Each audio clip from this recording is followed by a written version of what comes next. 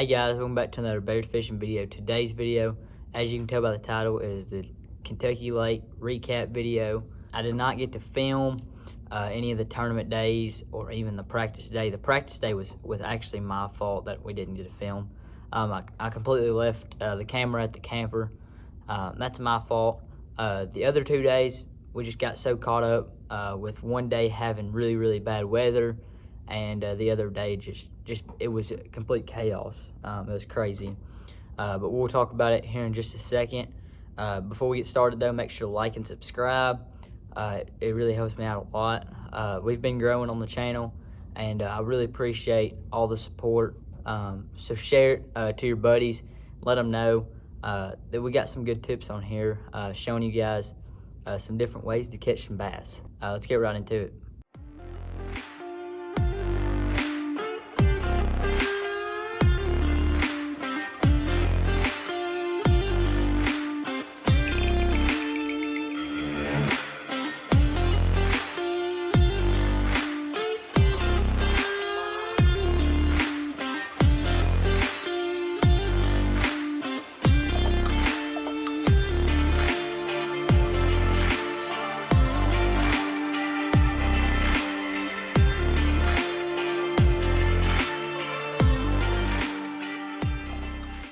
Practice day was okay. We found some schools of fish that we believe that we could have come back to and capitalize on tournament day.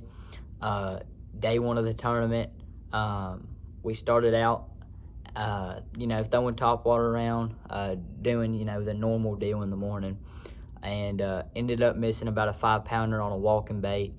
I believe it is a Strike King walking dog. Ended up missing that one. I really felt like I didn't really get the hooks in them at all. So I don't know what happened there, but that fish definitely would have helped us on day one of the tournament.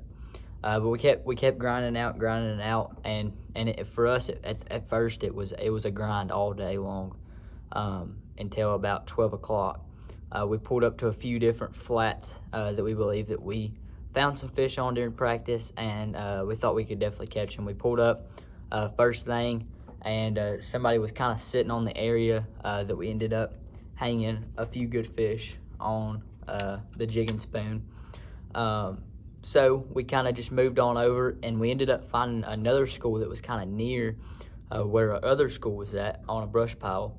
These fish was kind of sitting in about 20 foot of water, and they were kind of sitting off of the hump of your flat, and we were sitting in about 30 foot of water, and I could definitely see them on scope. They were all schooled up.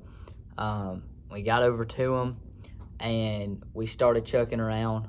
Of course, our big jig and spoon ended up hanging a few good ones on it.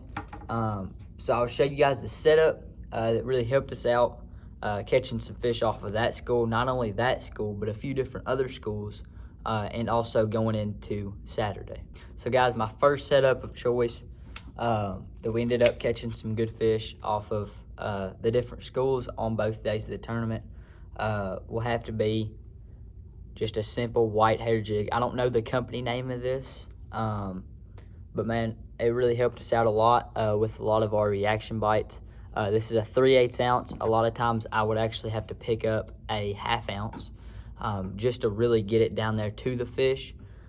It was really all about the reaction bite. So I would see them on scope, and man, I would chuck it over there and throw it almost right on top of them, and because you would almost have to, because you would have to drop it right in front of them.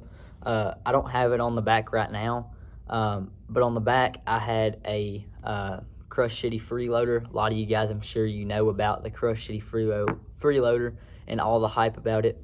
But that's what we had on the back, and most time I would have to really throw a heavy weight, like I said, to get down there.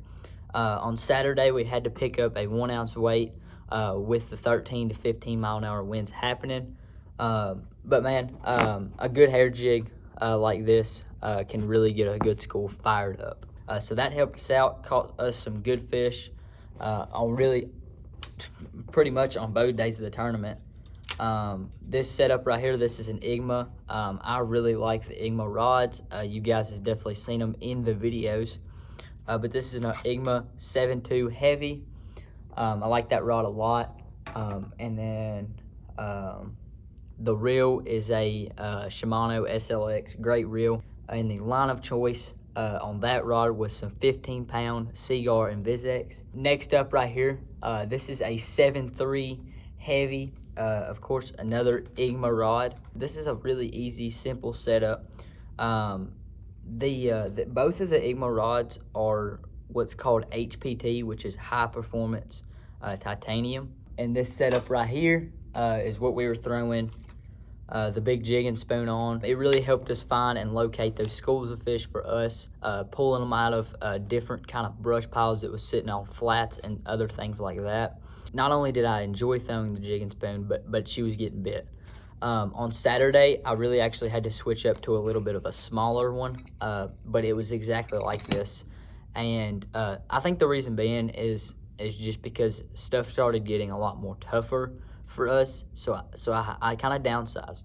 I feel like a lot of fishermen, including me, I like to downsize on things when stuff starts to get tougher or maybe difficult to get a decent bite. So I threw a spoon and ended up getting some really good bites on it this week.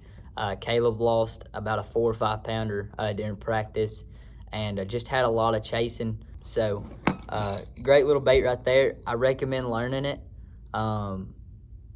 You never know when you might need to pull it out.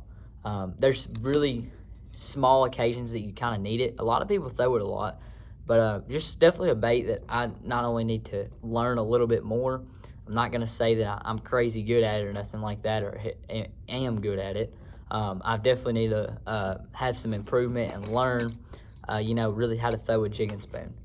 So those were the two setups that me and my partner Caleb, which is my brother, of course, we fished his last state championship, his last tournament of the year, and those were the two setups that we ran during the week, and ended up catching on the first day about 13 or 14 pounds on the first day, and with 5 fish, and then Saturday we had 4 fish for just under 10 pounds. So not a terrible week.